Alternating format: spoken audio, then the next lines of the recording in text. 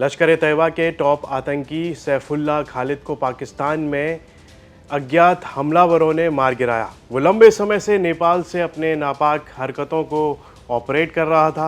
हालांकि मौजूदा समय में वो सिंध जो पाकिस्तान में है वहाँ के बदीन और हैदराबाद के लश्कर ए तैयबा के भर्ती के लिए जिम्मेदार था। इसी बीच सपा नेताओं के खिलाफ बयानबाजी और उनके खिलाफ प्रतिक्रियाएं देने वाले यूपी के पूर्व डीजीपी और बीजेपी के सांसद ब्रजलाल ने अखिलेश यादव पर निशाना साध दिया है।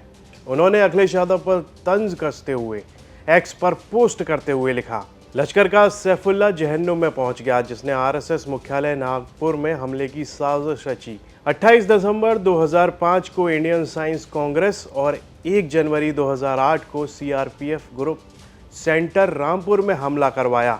उसके गुर्गों के मुकदमे को अखिलेश यादव ने वापस लिया था। देश से माफी मांगो अखिलेश जी।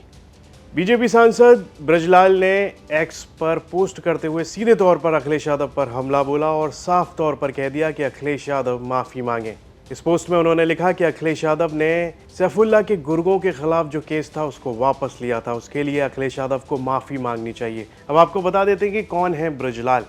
1977 बैच के भारतीय पुलिस सेवा यानी आईपीएस के अफसर ब्रजलाल जनवरी 2015 को भारतीय जनता पार्टी में शामिल हो गए थे।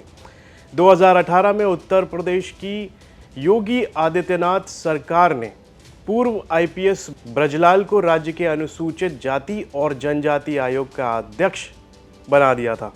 ब्रजलाल 4 बार राष्ट्रपति पदक से भी सम्मानित किए जा चुके हैं। ब्रजलाल 2007 में उत्तर प्रदेश में एडीजी लॉ एंड ऑर्डर के रूप में तैनात थे, लेकिन इसी साल प्रदेश में हुए विधानसभा चुनाव में बहुजन समाज पार्टी सत्ता में आई तो मुख्यमंत्री मायावती के साथ उनके ताल्लुकात काफ़ी अच्छे हो गए थे और सितंबर 2011 में मायावती ने सारे नियमों और 2 सीनियर पुलिस अफसरों की जगह ब्रजलाल को तरक्की देते हुए उत्तर प्रदेश पुलिस का महानिदेशक यानी कि डीजीपी बना दिया था।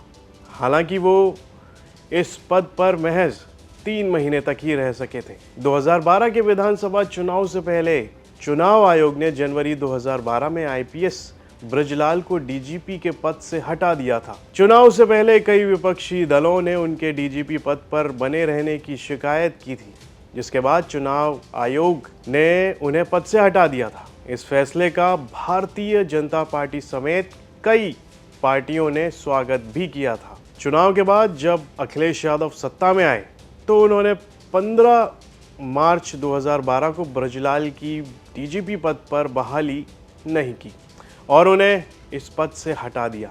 ब्रजलाल की गिनती उत्तर प्रदेश के ताकतवर अफसरों में की जाती रही है और मायावती के शासनकाल के दौरान वे सबसे ज़्यादा ताकतवर दलित अफसरों में से एक रहे।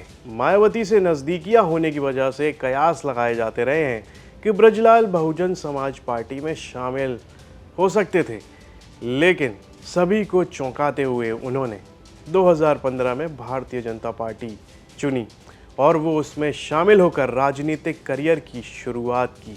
तो ये हमने बताया कि ब्रजलाल कौन है और हमने ये भी बताया कि किस तरह से उन्होंने अखिलेश के खिलाफ निशाना साधा है जब एक आतंकी सैफुल्लाह जिसको अज्ञात हमलावरों ने पाकिस्तान में मार गिराया और किस तरह से ब्रजलाल ने एक्स पर पोस्ट करते हुए कह दिया कि उसके गुर्गों के खिलाफ केस हुआ था जिसको अखिलेश यादव ने वापस भी लिया था। और इसी पोस्ट में ब्रजलाल ने आखिर में ये भी लिखा कि अखिलेश यादव को इसके लिए माफ़ी मांगनी चाहिए। इस सब पर आपकी क्या राय है कमेंट बॉक्स में लिखकर हमें ज़रूर बताएं और यूपी से जुड़ी तमाम खबरों को देखने के लिए आप देखते रहिए यूपी तक।